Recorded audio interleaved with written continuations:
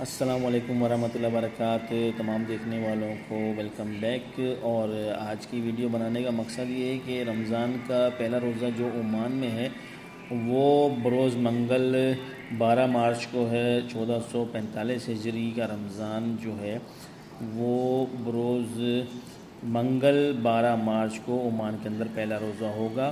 محکمہ اوقاف نے چاند نہ ہونے کی تصدیق کی ہے۔ آج جو 10 مارچ کو چاند کی رؤیت نہیں ہوئی ہے، لہٰذا عمان کے اندر کل روزہ نہیں ہے۔ عمان میں روزہ بروز منگل بتاریخ 12/2024 انشاءاللہ ہوگا۔